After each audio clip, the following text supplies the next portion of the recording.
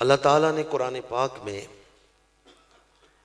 اپنے قرب کے لیے دو چیزوں کو معیار بنایا ہے، ایک ایمان اور دوسری چیز تقوی۔ الذین آمنوا وکانوا یتقون۔ تو اللہ کے قرب کے لیے قرآن مجید میں کتنی چیزیں معیار بنائی گئی ہیں؟ دو چیزیں۔ الذین آمنوا وکانوا یتقون، یہ ہے اللہ کے ولیوں کی پہچان، ایمان اور تقوی۔ کمال ایمان میں سارے لوگ برابر نہیں، بعض کمزور ایمان والے ہیں، بعض بڑے اعلیٰ مضبوط ایمان والے ہیں۔ تو جس طرح ایمان میں سارے لوگ برابر نہیں، نفس ایمان ضروریات دین کی بات نہیں کر رہا، کمال ایمان اور کیفیات کی بات کر رہا ہوں۔ تو کمال ایمان میں سب لوگ برابر نہیں ہیں۔ جس طرح کمال ایمان میں لوگوں کے درجے میں فرق ہے، بعض اعلیٰ ایمان والے ہیں، اسی طرح تقوی میں بھی سارے لوگ برابر نہیں۔ بعض لوگ صرف گناہوں سے بچتے ہیں، اس درجے میں وہ متقی ہیں، اور بعض لوگ اتنا اعلیٰ تقوی رکھتے ہیں کہ وہ خلاف اولیٰ سے بھی بچتے ہیں۔ ان کا تقوی انتہائی اعلیٰ مقام پہ ہوتا ہے، فرائض بھی ادا کرتے ہیں، واجبات بھی، سنتیں بھی، مستحبات بھی، وہ سب کی پابندی کرتے ہیں۔ مستحبات کا بھی وہ اتنا اہتمام کرتے ہیں جتنا سنت موقدہ کا کیا جاتا ہے۔ اگرچہ ان کے ہاں بھی مستحب ہی ہے، لیکن وہ مستحب کا اہتمام کر رہے ہیں۔ تو تقوی میں فرق ہے، تقوی میں بھی سارے لوگ برابر نہیں۔ امت کے اندر ایمان اور تقوی میں جو سب سے بلند مقام ہے وہ حضرت سیدنا صدیق اکبر کا ہے۔ جہاں تک آپ کے ایمان کا تذکرہ ہے تو قرآن مجید نے بیان کی ہے والذی جاء بالصدق وصدق بہ، یہ جو صدق بہ ہے یہ آپ کا ایمان ہے جسے قرآن بیان کر رہا ہے۔ جہاں تک آپ کے ایمان اور آپ کے درجہ صحابیت کا ذکر ہے، قرآن پاک میں اور کسی کی صحابیت کا بیان نہیں ہے، قرآن میں سیدنا صدیق اکبر کی صحابیت کو بیان کیا گیا ہے۔ ثانی اثنین اذ ہما فی الغار اذ یقول لصاحبہ، سب کے نزدیک یہاں لصاحبہ سے سیدنا صدیق اکبر مراد ہے۔ دو آیتیں میں نے آپ کے سامنے بیان کی، ایک میں صدق بہ، یہ آپ کے ایمان کا تذکرہ ہے، لصاحبہ آپ کی صحابیت کا تذکرہ ہے، اور اسی آیت میں جو آپ کے ایمان کا بلند ترین مقام ہے وہ بیان کیا گیا ہے۔ پوری امت میں سے اگر حضور نے اپنے ساتھ کسی کو معیت الہیہ میں شامل کیا ہے تو وہ سیدنا صدیق اکبر ہے۔ لا تحزن ان اللہ معنا، حضور نے فرمایا ابو بکر غم نہ کر، بے شک اللہ ہمارے ساتھ ہے۔ بے شک اللہ، ایک تو حضور ہے، دوسرے کون ہیں جن کے بارے میں حضور کہہ رہے ہیں اللہ ہمارے ساتھ ہے؟ اپنے ساتھ سیدنا صدیق اکبر کو شامل کیا، سیدنا صدیق اکبر کو اپنے ساتھ معیت الہیہ کا مشاہدہ کروا دیا۔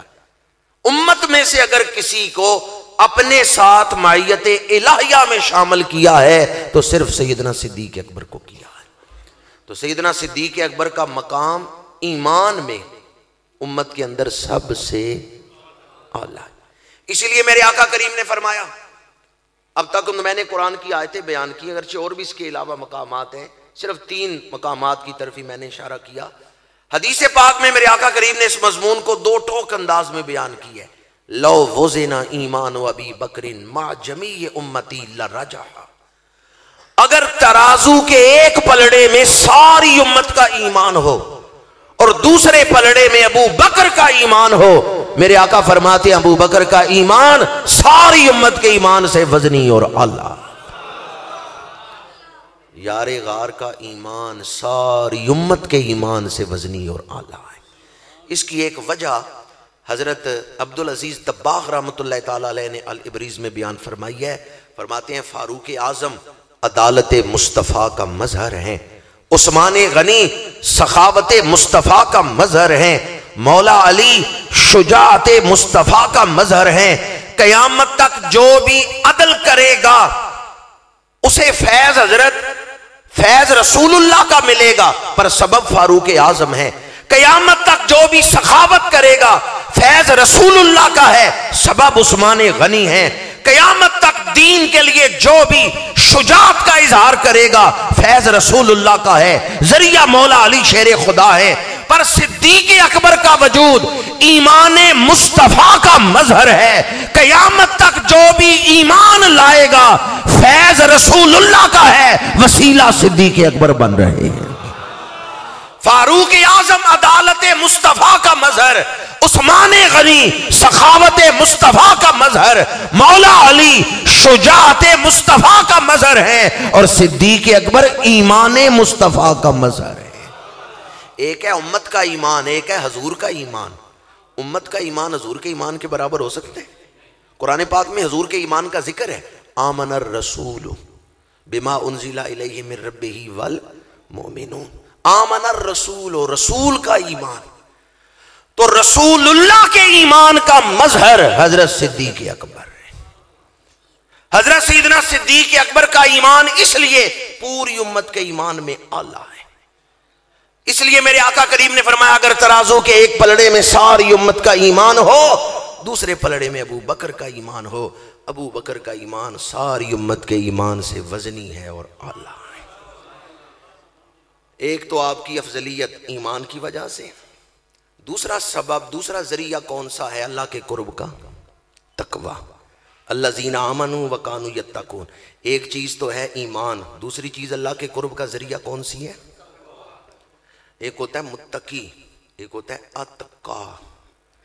اس میں تفضیل ہے، اس میں معنی مقابلتاً پایا جاتا ہے۔ جو سب سے بڑا متقی ہو، قرآن سے نہ پوچھ لیں اس امت میں اتقا کون ہے؟ وَسَيُجَنَّبُهَا الْأَتْقَى الَّذِي يُؤْتِي مَالَهُ يَتَزَكَّى وَمَا لِأَحَدٍ عِندَهُ مِن نِّعْمَةٍ تُجْزَىٰ إِلَّا ابْتِغَاءَ وَجْهِ رَبِّهِ الْأَعْلَىٰ۔ مفسرین نے لکھا ہے یہ آیت اس وقت نازل ہوئی جب حضرت سیدنا صدیق اکبر نے بلال حبشی کو خرید کر حضور کی بارگاہ میں پیش کیا ہے۔ قرآن نے حضرت صدیق اکبر کو صرف متقی نہیں کہا، قرآن کہتے ہیں ابو بکر اتقا ہیں، اور اتقا کا مطلب ہے سب سے بڑے متقی۔ ایمان میں بھی سب سے اعلیٰ مقام ہے، تقوی میں بھی سب سے اعلیٰ مقام ہے، اس لیے امت کے سردار ہیں تو سیدنا صدیق اکبر ہے۔ نبیوں اور رسولوں کے بعد اولاد آدم میں سب سے افضل مقام سیدنا صدیق اکبر کا ہے۔ چونکہ اللہ کے قرب کے لیے یہ دو چیزیں قرآن نے بیان کی، ایمان اور تقوی، اور ان دونوں چیزوں کو قرآن کی روشنی میں میں نے